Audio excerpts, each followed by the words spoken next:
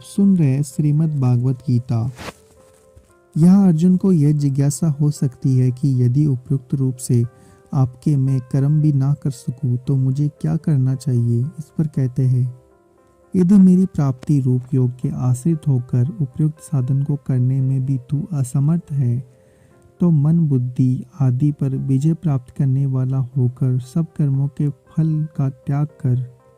यहाँ पर यह शंका हो सकती है कि कर्म फल त्याग रूप साधन पूर्वोक्त अन्य साधनों की अपेक्षा निम्न श्रेणी का होगा।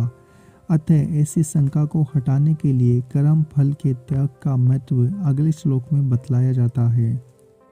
मर्म को ना जानकर किए हुए अभ्यास से ज्ञान श्रेष्ठ है। ज्ञान से मुझ परमेश्वर के स्वरूप का ध्यान श्रेष्ठ है और ध्यान से भी सब कर्मों के फल का त्याग श्रेष्ठ है, क्योंकि त्याग से तत्काल ही परम शांति होती है। अर्जुन श्लोकों में भगवान की प्राप्ति के लिए भी भक्ति के अंगभूत अलग अलग साधन बताकर उनका फल परमेश्वर की प्राप्ति बताया गया। अतः भगवान को प्राप्त हुए प्रेमी भक्तों के लक्षण जानने की इच्छा होने पर अब 7 श्लोकों में भगवत प्राप्त ज्ञानी भक्तों के लक्षण बताए जाते हैं। जो पुरुष सब भूतों में द्वेष भाव से रहित, स्वार्थ रहित, सबका प्रेमी और हेतु रहित दयालु है और ममता से रहित, अहंकार से रहित, सुख दुखों की प्राप्ति में सम और क्षमावान है, अर्थात अपराध करने वाले को भी अभय देने वाला, तथा जो योगी निरंतर संतुष्ट है, मन इंद्रियों सहित शरीर को वश में किए हुए है और मुझ में दृढ़ निश्चय वाला है, वह मुझ में अर्पण किए हुए मन बुद्धि वाला मेरा भक्त मुझको प्रिय है। जिसमें से कोई भी जीव उद्योग को प्राप्त नहीं होता और जो स्वयं भी किसी प्रकार से जीव से उद्योग को प्राप्त नहीं होता, तथा जो हर्ष अमर्ष भय उद्वेग आदि से रहित है, वह भक्त मुझको प्रिय है। जो पुरुष आकांक्षा से रहित, बाहर भीतर से शुद्ध, बतुर पक्षपात से रहित, दुखों से छूटा हुआ है, वह सब आरंभों का त्यागी मेरा भक्त मुझको प्रिय है।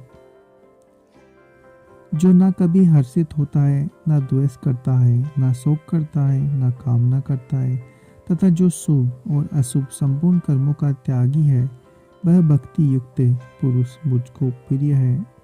जो शत्रु मित्र में है और मान अपमान में सम है, तथा सर्दी गर्मी सुख दुख आदि द्वंद्वों में सम है, आसक्ति से रहित है, जो निंदा स्तुति को समान समझने वाला, मननशील और जिस किसी प्रकार से भी शरीर का निर्वाह होने में सदा ही संतुष्ट है और रहने के स्थान में ममता और आसक्ति से रहित है, वह स्थिर बुद्धि भक्तिमान पुरुष मुझको प्रिय है।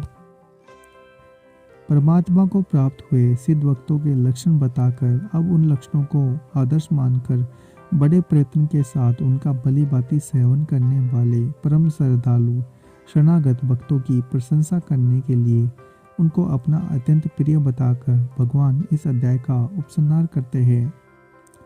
परंतु जो श्रद्धा युक्त पुरुष मेरे परायण होकर इस ऊपर कहे हुए धर्ममय अमृत को निष्काम प्रेम भाव से सेवन करते हैं, वे भक्त मुझको अतिशय